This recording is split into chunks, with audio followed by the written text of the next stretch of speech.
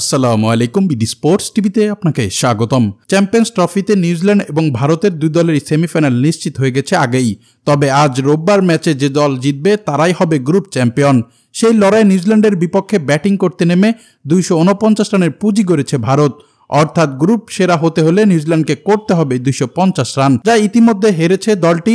তবে দুবাই আন্তর্জাতিক ক্রিকেট স্টেডিয়ামে ভারতকে 250 রানের মধ্যে আটকাতে বড় অবদান রেখেছেন নিউজিল্যান্ডের ডানহাতি পেসার ম্যাট হেনরি। 5 উইকেট শিকারে কিউই এই পেসার খরচ করেছেন মোটে 42 রান। ভারতীয় ইনিংসে সর্বোচ্চ 98 বলে 79 রান করেন ডানহাতি ব্যাটার শ্রেয়াস আয়ার। লোকেশ রাহুল, রবীন্দ্র জাদেজা ও শামির ব্যাটে ছোট ছোট জুটি করে দ্বিতীয় সর্বোচ্চ 45 বলে 45 রান করেছেন হার্দিক পান্ডিয়া।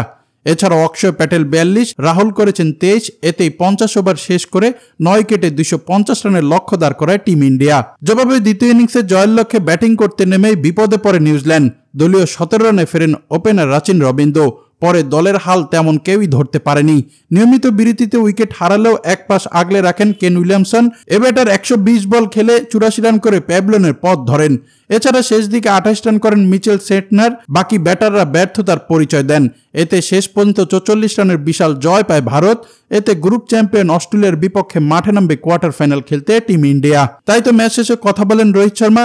তিনি জানান, আজকে ছেলেরা ভালো খেলেছে বলে জয়টা আমাদের হয়েছে। তাছাড়া আমরা চাইব পরবর্তী ম্যাচে নিজেদের জয়ের ধারা অব্যাহত রাখতে এবং চ্যাম্পিয়ন হয়ে দেশে ফিরতে। এমন আত্মবিশ্বাসের গল্পই শোনান রোহিত শর্মা। দর্শক, এই ছিল খেলাধুলার আপডেট। পরবর্তী আপডেট সবার আগে পেতে চ্যানেলটি সাবস্ক্রাইব করে সঙ্গেই থাকুন।